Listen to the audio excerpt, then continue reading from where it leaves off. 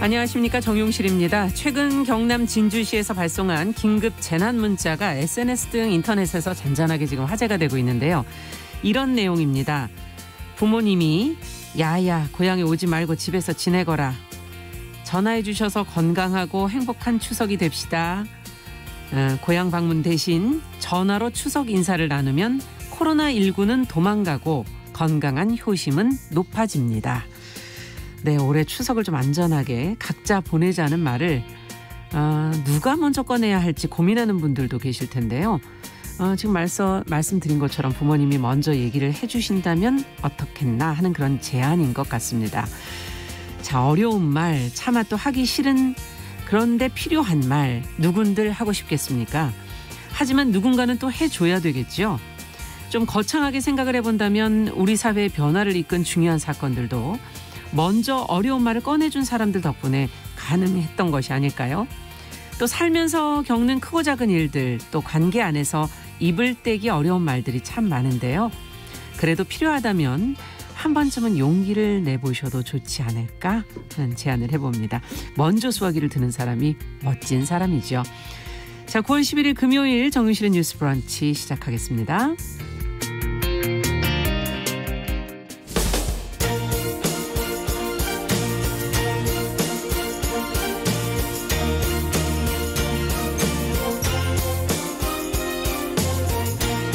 여성의 감수성으로 세상을 봅니다.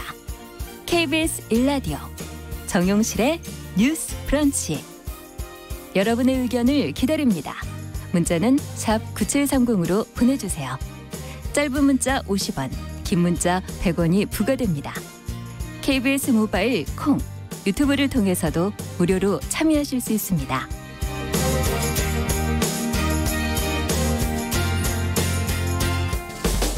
네, 정용실의 뉴스 브런치는 항상 여러분들과 함께 프로그램 만들어가고 있습니다. 오늘도 많은 분들이 들어와 주셨네요. 네, 우재규님 그리고 김석환님 들어와 주셨고요. 그리고 유튜브로도 많은 분들, 울산 팬이라고 또 적어주신 분도 들어오셨네요. 반갑습니다, 다들. 자, 그럼 저희는 뉴스픽으로 시작을 해보죠. 더공감 여성정치연구소의 송문희 박사님, 안녕하세요. 네, 안녕하세요. 전혜원 사평론가, 안녕하십니까? 네, 안녕하세요. 자, 오늘 첫 번째 소식은 지금 4차 추경 예산안에 관한 것을 좀 살펴보도록 하겠습니다. 어제 발표가 됐는데 소상공인 지원과 관련해서 혹시 사각지대는 없을까 저희가 항상 점검을 하고 있고요.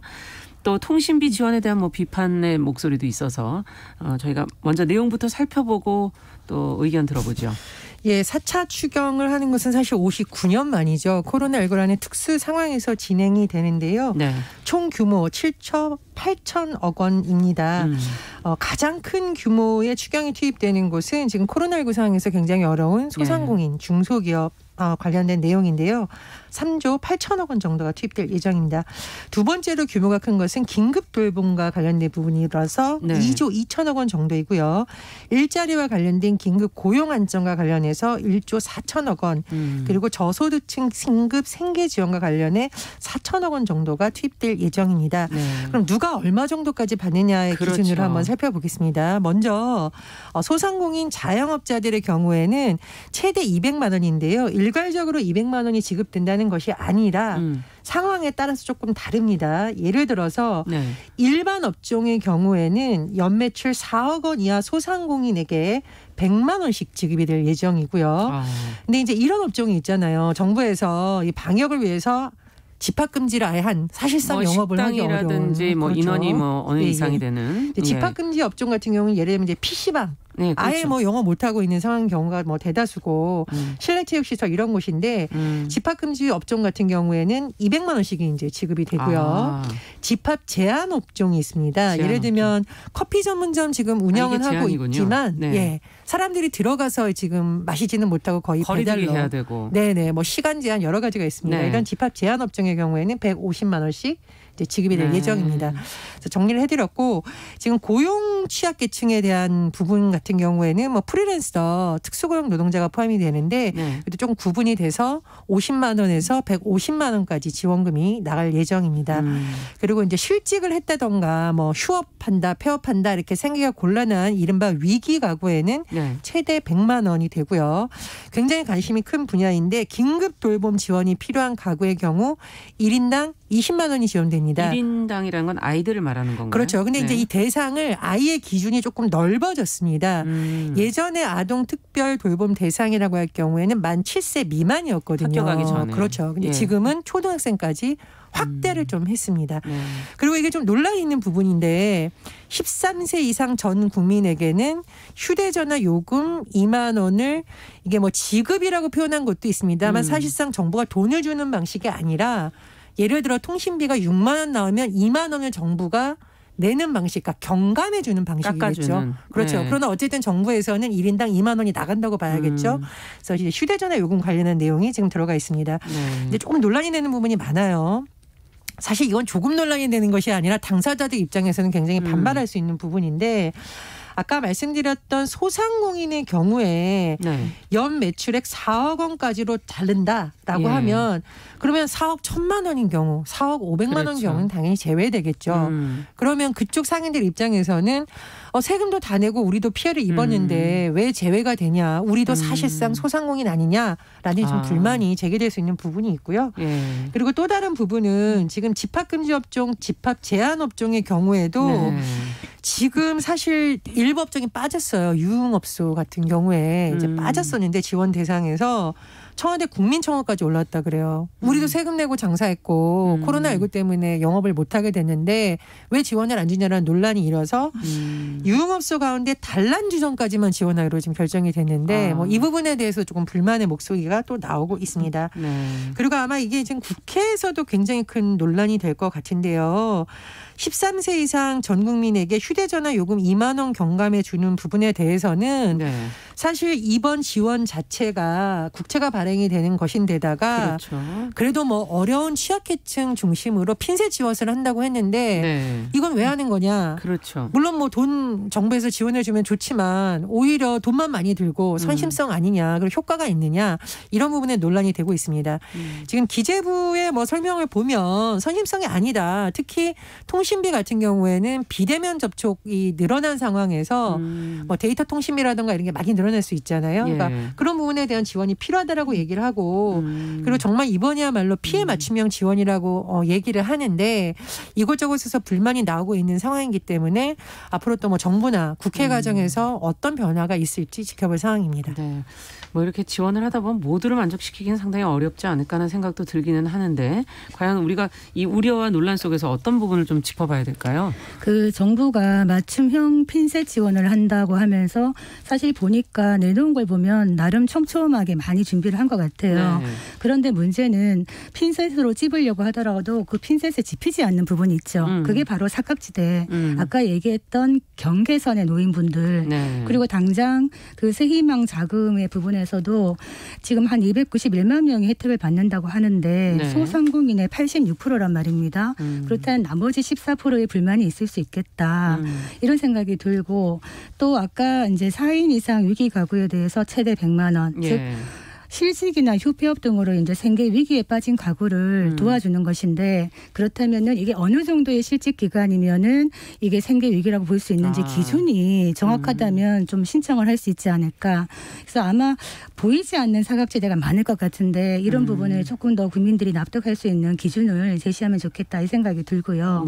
아까 유흥업소 단란주점 얘기했는데 국민 정서상 유흥업소를 처음에 이제 빼는 부분에 대해서 유흥업소는 그럼 국민이 아니냐 자영업자 이런 불만이 올라와서 일단 국가에서는 이제 단란주점까지만 일단 지원하고 일부 지자체에서는 유흥업소까지도 지원하는 데가 있습니다. 그래서 사실은 단란주점이나 유흥업소나 약간의 차이가 있을 뿐이라 이런 부분도 조금 부족한 게 아닌가 싶은데 한마디 덧붙이고 싶은 거는 지금 13세 이상 전 국민에게 2만 원 통신비 지원하는 것. 이것과 관련해서 이게 사실 9천억 원의 예산이 든다 그래요. 그런데 어떻게 보면은 지금 선별적 지급을 하다 보니까 빠지는 부분들이 많다 보니 각 가정에서 통신비는 다 쓰니까 이거를 좀 지원해 주면은 어느 정도의 보편적인 지원이 되지 않겠나 이런 생각에서 한 것 같은데 문제는 이렇게 했을 때 이 돈이 어디로 들어가느냐. 결국에는 통신사로 그냥 들어가는 것이잖아요. 그렇죠. 예. 통신사가 먼저 깎아주고 나면 정부가 이걸 보존해주는 방식인데 그럼 이 통신사가 이 돈을 어떻게 풀 것이냐. 그래서 제 생각에는 그래서 아마 민주당 소속인데도 이재명 경기도지사가 통신비는 바로 통신사로 들어가니까 승수 효과가 없다. 소비가 소비를 낳는 이런 효과가 부족하기 때문에 그렇죠. 문제다 이렇게 얘기를 했고 정의당 심상정 대표도 거의 한 1조 원 가까이 9천억 원이 드는데 이거 받는 사람도 떨떠름하고 소비 진작 경제 진작 효과가 좀 덜하다 이런 얘기를 하고 있는데 예. 저는 이거를 지금 이제 인플루엔자 독감 예방 접종을 하는 시기입니다. 저희도 식구들 따라 다 맞아야 되는데 이게 한 3, 4만 원 하더라고요. 그래서 저소득층? 예, 그래서 네. 저소득층은 이것도 굉장한 부담이거든요. 맞습니다. 식구들이. 그래서 좀 실효성 있게 인플루엔자 독감 예방 접종을 하면 또 코로나에도 좀 효과가 있을지 모르니 이 금액을 다 지원하기 힘들더라도 얼마라도 좀 지원을 해주는 게 어떨까 싶은 생각도 있고 한편에서는 또 전기요금 있잖아요. 전기요금 다 내는 것이거든요. 그래서 전기요금을 각 가게별로 좀 깎아주면 이 정도라도 2, 3만 원이라도 깎아준다면은 서민들에게 실질적인 도움이 되지 않겠나 뭐 그런 생각도 한번 해봤습니다. 그러네요. 여러 가지 생각을 또 해보게 만드는 대목이네요. 네, 어떻게 보십니까? 조금 설명을 덧붙이자면 올해 독감 예방 접종 같은 경우에는 정부에서 대상을 많이 늘리기는 했습니다. 지금 이제 기간별로 나눠져 있어요. 네. 몇 세부터 몇 세까지는 이제 무료 접종 대상을. 65세 이상이 무료 접종이죠. 네, 그렇습니다. 근데 이제 많이 늘려서 지금 계속 홍보가 하고 있기 때문에 필요하신 분들은 조금 더 찾아보시면 좋을 것 같고요. 네.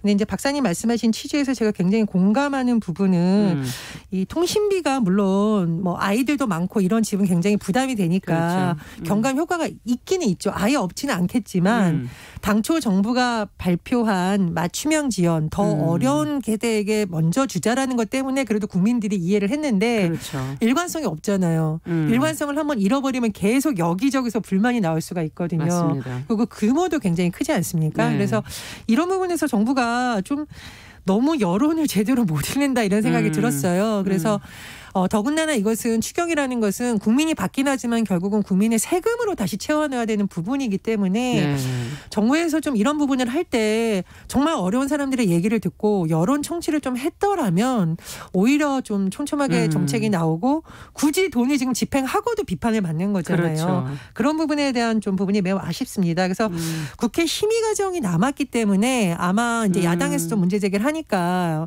뭐 삭감이 될 수도 있고 조정이 될 수도 보완이 될 수도 있고 그렇죠. 네. 그래서 이제 공이 이제 국회로 넘어가게 됐죠. 정부 예산이 최종 편성이 되면. 그래서 국회에서 좀 의원들이 이런 부분에 있어서 더 늘려야 되는 부분은 늘리고 그렇죠. 깎아야 될 부분은 깎아서 정말 어려운 계층부터 하겠다고 했으니까요. 그 부분에 대해서 될 수 있도록 하고 정부는 이후에라도 국민들이 마음 상하는 일이 좀 덜 하도록 설득하는 노력이 더 필요할 것으로 보입니다. 네, 정부도 어렵게 돈을 마련한 거기 때문에 정말 신중하게 써야 될 것 같습니다. 자, 두 번째 뉴스로 좀 가보죠. 질병관리청이 지금 내일 출범을 하게 되네요. 이제 무엇이 변화가 되는 건지 그동안의 얘기는 조금 있었지만 오늘 좀 정리를 해보도록 하죠. 전혜연 평론가께서 좀 해주시겠어요? 예, 질병관리부 같은 경우에는 본부 같은 경우에는요. 지금 보건복지부 산하 지금 기관의 성격을 띠고 있습니다. 그런데 우리가 쉽게 말해서 산하라는 것은 독립된 곳이 아니기 때문에 뭐 예산이나 인력도 제한이 있고요. 어떤 결정을 할 때도 자체적인 결정을 한다기보다는 그렇죠. 위에 소속된 기관의 뭐 감시, 감독, 뭐 결정 권한 이런 것이 사실상 있는 곳이죠. 그런데 이번 같은 경우에는 질병관리청으로 승격이 되면서 16년 만에 중앙행정기관으로 승격이 됩니다. 네. 승격이 된다는 것은 여러 가지 의미가 있는데요. 예를 들면 인력도 대폭 늘어나고 독립적으로 뭐 예산도 쓸 수 있고 조직 운영권도 갖게 되는 것인데 더 중요한 것은 국민들의 입장에서 이것이 과연 그렇죠. 혜택이 있을까죠. 현재 뭐 정부의 설명으로 보면은 여러 가지 의미가 있는 것으로 보이는데요. 첫 번째로는 이 질병관리청 내에 국립감염병연구소가 신설된다고 합니다. 그렇다면 뭐 상시적으로 뭐 대응하는 것도 중요하겠지만 꾸준한 연구가 이루어져야 되잖아요. 그렇죠. 왜 이런 병이 갑자기 극속이 확산되고 어떤 연구가 돼야 되는지도 될 수 있을 거고요. 또 중요한 부분은 질병관리청이 만들어지면 산하에 권역별로 질병 대응 센터가 만들어진다고 합니다. 지역별로. 그렇죠. 그럼 현장에서의 어떤 대응이라든가 이런 것이 더 유기적으로 될 수 있겠죠. 그리고 또 다른 의미를 살펴보자면 역시나 우리나라가 항상 위기에서 나오는 컨트롤 타워 문제가 있어요. 근데 이게 산하기관의 경우에는 독자적인 결정을 할 수 없기 때문에 이게 의사결정 과정이 복잡할수록 오래 걸리잖아요. 특히 행정은 그렇습니다. 네. 그렇지만 질병관리청이 된다면 현장에서부터 유기적으로 연결이 되고 의사결정도 조금 더 컨트롤 타워에서 신속하게 내려질 수 않을까라는 지금 기대가 나오고 있습니다. 네, 앞으로도 지금 감염병은 계속되지 않을까 하는 우려들이 있기 때문에 더욱더 이 이제 질병관리청의 중요성이 커지는 것 같은데 자, 기대도 크거든요. 하지만 또 우려도 있을 것 같고요. 지금 말했듯이 지금 질병관리청이 되면서 의사결정 구조가 굉장히 효율적으로 된 거죠. 지금까지는 보건복지부가 정책을 담당하고 질병관리본부가 집행 기능을 했는데 이제는 승격이 되면서 정책 집행이 일어나되기 때문에 많은 힘이 실릴 수 있다. 그래서 어떻게 보면 K방역의 선두주자인 정은경 본부장이 또 다른 중책을 맞아서 이제 쉬지 못하지 않는가 또 이런 생각은 듭니다만 정은경 이제 신질병관리청장의 흰머리가 늘어나는 만큼 이 K방역이 빨리 정착이 되면 좋겠다 싶은데 이게 과제가 많습니다. 지금 일단 독립청이 되었는데 예산과 규모가 늘지 않습니까? 지금 올해 예산이 7천억 원 안팎이라고 하는데 질병관리청이 되면 또 더 크게 늘어날 거예요. 근데 이 늘어나야 되는 부분에서 지금 해야 될 일이 너무나 많은데 뭐 질병에 대한 연구까지 해야 되고 감시도 해야 되고 이런 일을 다 하려면은 어떤 것이 필요하냐.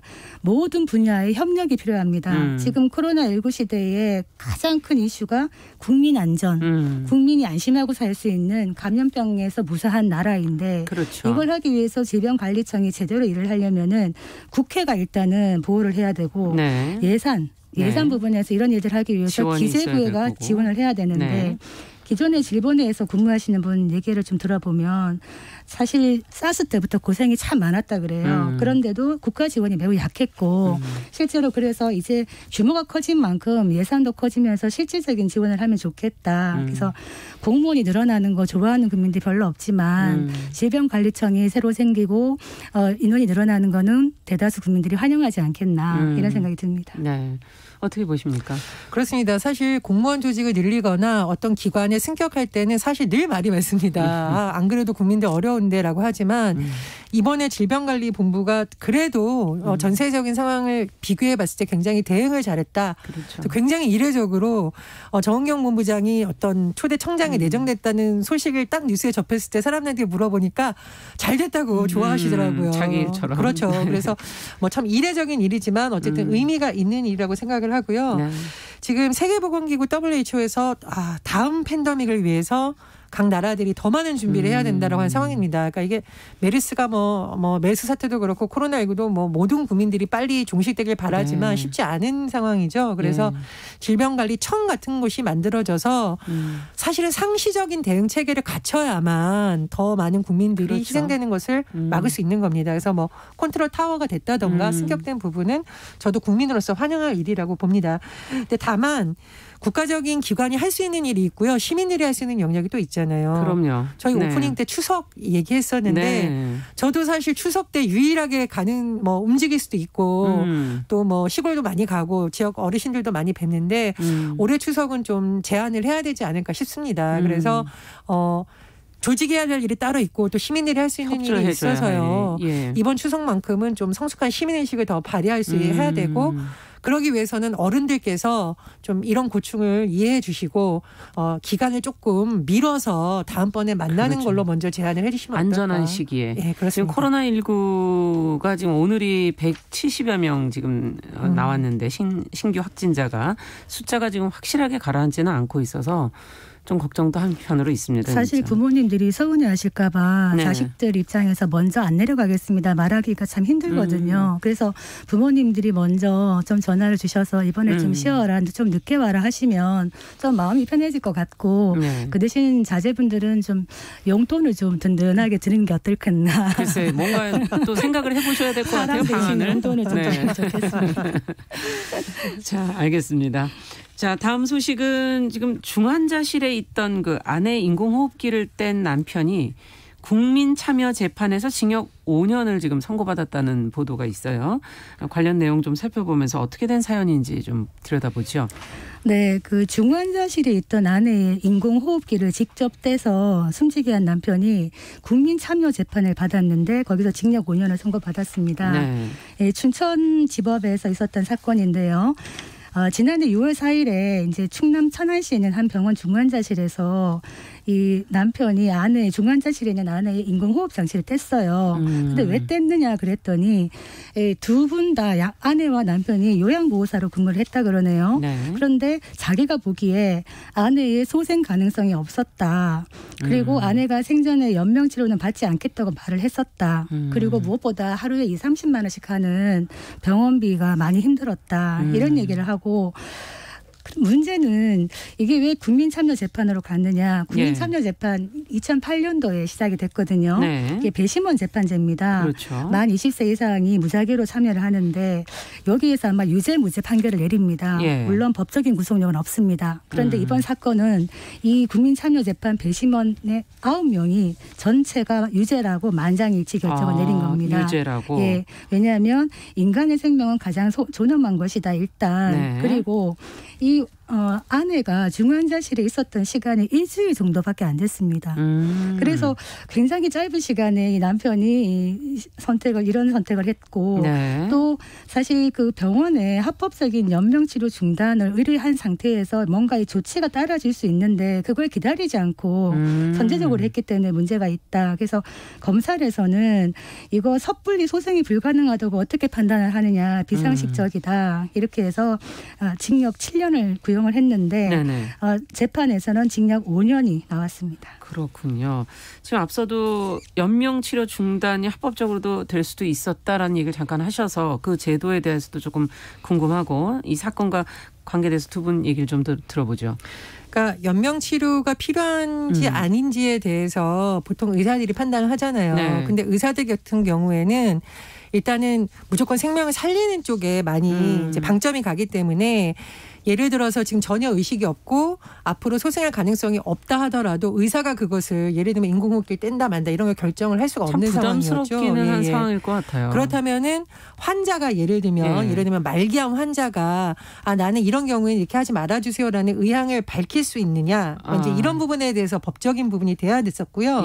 그래서 2018년 2월부터 존엄사법 이건 이른바 존엄사법이고 정식 명칭은 연명의료결정법이 지금 시행이 되고 있습니다. 예, 그 내용은 어떻게 됩니까? 많은 국민들이 이걸 모르고 있는데 네. 두 가지겠죠. 존엄사라는 것을 일단 선택을 할 수밖에 없는 상황에 있는 사람들, 말기 환자, 이렇게 어떤 병의 말기, 그러니까 임종기 환자가 본인이 직접 작성을 하는 겁니다. 저는 원한다 원하지 않는다 이런 식으로. 그래서 연명의료 계획서라는 것이 있고요. 네. 예를 들면 나는 근데 한 만 19세 이상 성인인데 건강해. 그러나 만약에 내가 교통사고를 당한다던가 갑자기 불의의 사고를 당했을 경우에 어떻게 하고 싶은지에 대해서 사전에 의향을 각감하는 사전 연명의료 희망서가 있습니다. 그러니까 이 두 가지 제도가 있으니까 이번에 좀 알아보시면 많은 분들이 조금 더 하실 수 있을 것 같고요. 그리고 사전연명 의료 희망서 같은 경우에는 보통 외국은 장기 기증을 그럼 하시겠습니까? 그렇죠. 많이 연동되어 있거든요. 외국의 장기 기증 비율이 높은 것은 이 사람이 자발적으로 그런 걸 선택할 수 있을 시기에 이미 이것을 같이 세트처럼 묶어놨기 때문이에요. 그래서 지금 보면은 스페인 같은 경우에는 100만 명당 49명이라고 하는데 우리나라는 지금 8.7명이라고 해요. 그래서 이런 제도를 좀 연동을 해서 하면 어떻겠냐 이런 제안도 나오고 있습니다. 이제 이 연명의료에 대해서 두 가지가 있잖아요. 사전 연명의료 의향서가 있고 연명의료 계획서가 있는데 이것이 조금 부족한 부분이 있다고 지금 얘기를 하는 것이 실제로 환자의 자기결정권이 좀 좁다 이런 얘기를 합니다. 실제로 그러네요. 네, 이게 이제 거기 해당되는 시술들이 뭐냐 하면 연명의료 대상 시술을 보면 심폐소생술, 인공호흡기 착용, 혈액투석, 항암제 투여 이 4가지 시술로 되어 있는데 다른 질환들도 굉장히 많지 않습니까? 사실은 이제 다른 질환으로 말기가 되거나 이제 중환자실에서 계속 인공호흡기를 꽂고 살아야 되는 몇 년간 있어야 되는 경우도 있고 이런 경우에 이거를 좀 넓혀야 된다. 이 연명의료 대상 시술을 넓혀야 되겠다. 이런 의논이 좀 나오고 있는 것이고 지금 연명 의료에 대해서 왜 많이 이야기를 하지 않느냐. 사실 한국의 독특한 문화일 수도 있는데 죽음에 대해서 좀 터놓고 얘기하지 않는 이런 문화가 있는 것 같아요. 맞아요. 사실은 이 죽음이 바로 삶과 다르지 않은데 제가 이 사건을 보면서 한번 물어봤습니다. 저희 가족한테 만약에 이런 사고를 맞아서 내가 중환자실에 인공호흡기를 갖고 있으면 어느 정도 기다려줄 수 있느냐 했더니 1년으로 합의를 봤습니다. 1년 정도면 마음의 준비를 하지 않겠나. 네. 그리고 또 소생 가능성이 있는지도 좀 따져보지 않겠나 이런 얘기를 하는데 이거는 어떻게 보면 남겨진 가족들도 참 힘든 선택이거든요. 남겨진 가족을 위해서 예. 본인이 결정을 해두는 그래서 거겠죠. 본인이 미리 예. 결정해 놓는 게 가장 깔끔합니다. 그래서 사전 연명 의료 요양서를 좀 적극적으로 작성할 필요가 있고 아까 전 평론가 얘기했듯이 장기 기증하고 연동을 해서 네.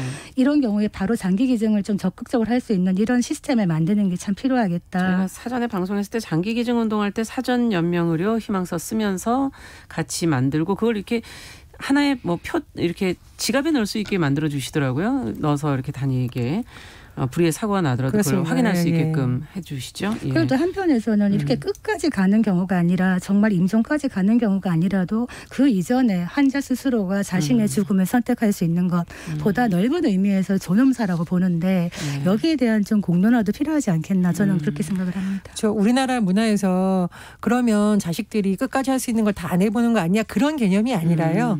환자들이라든가 이런 사람들이 나의 삶을 어떻게 마감할지에 그렇죠. 대해서 존엄함을 지키고 싶다 이런 의미거든요. 맞아요. 나는 이제 생을 마감하고 싶은데 내 의지와 상관없이 인공호흡기를 한 채로 1년 2년 내가 누워 있어야 되는 거니까. 그때는 본인 의사를 밝힐 수가 없는 거잖아요. 그러니까 의사를 밝힐 수 있을 때 그것을 밝힐 수 있는 기회를 준다라는 또 다른 의미도 있습니다. 그래서 부정적으로 생각할 것이 아니라 이 부분은 좀 가족들끼리도 터놓고 얘기하는 것도 필요하다고 봅니다. 네. 자, 오늘 뉴스픽은 여기까지 듣겠습니다. 전혜연 평론가 또 더 공감 여성정치연구소 송문희 박사 두 분 수고하셨습니다. 감사합니다.